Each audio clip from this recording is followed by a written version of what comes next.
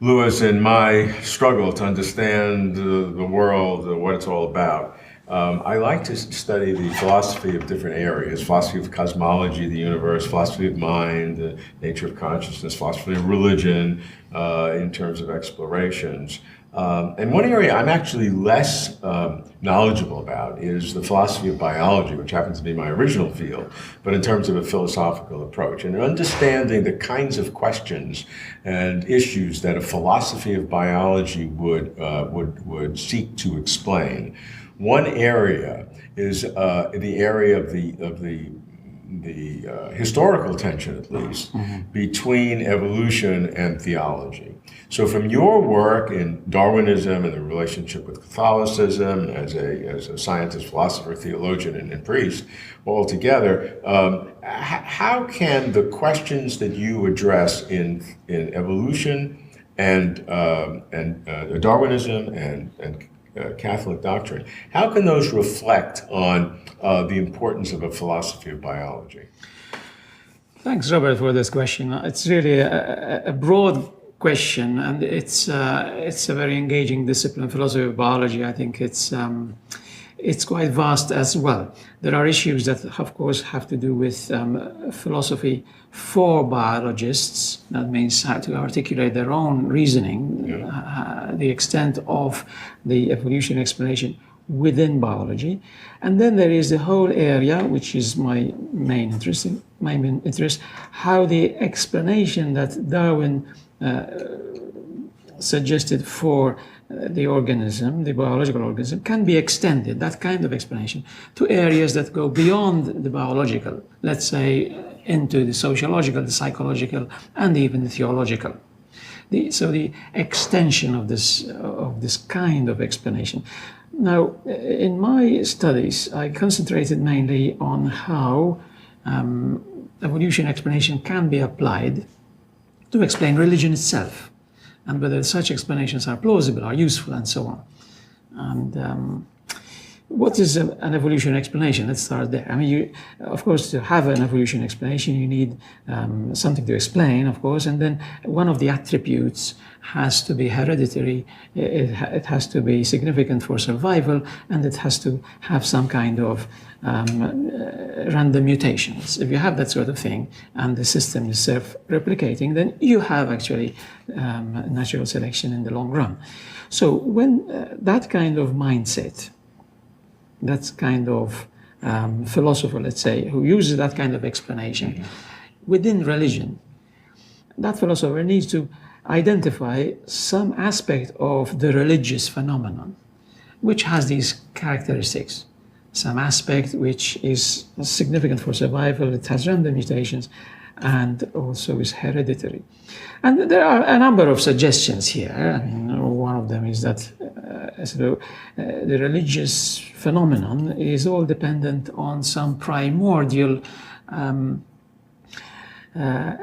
agency detecting device that we may have. That means when we see movement, for instance, we associate the movement with an agent. Now, we may be hypersensitive to this, as it were, assuming that there are agents when there aren't.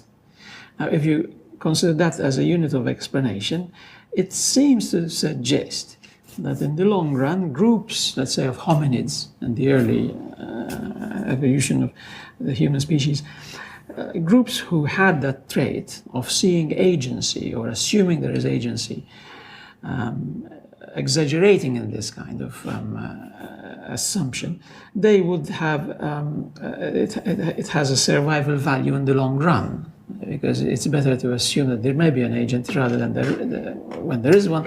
As you say, a false positive is much worse than a false negative. Excellent, yeah, that's the point. So if we think there's an agent and there's not, we're still embarrassed.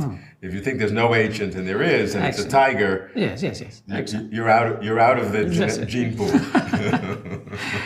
So that kind of argument, I think, is quite interesting. It's certainly worth considering, and some philosophers try to suggest that because of this argument and similar arguments, then religion or religious belief as we have it today is somewhat undermined. Now, I have doubts about that kind of conclusion.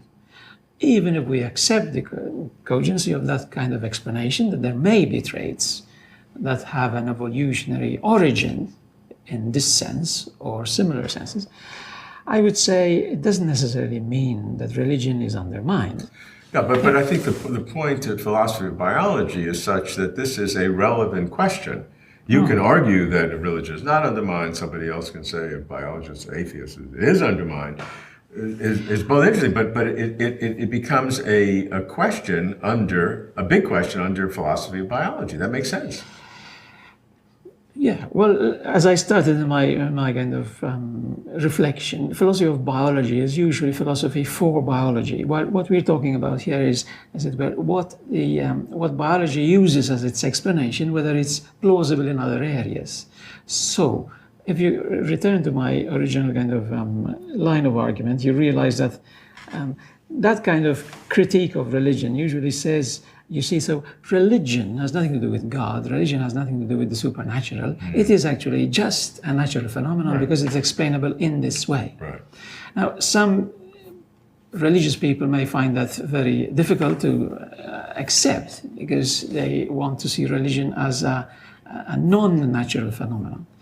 But I would not have great problems with that myself. I mean, if religion has a natural origin, in fact, it's a positive fact that we may be discovering, that in fact, being religious is part of our bodily makeup, in a sense, that the evolutionary mechanism has given us actually some kind of kickstart, if you like, in the direction of discovering more about God and so on.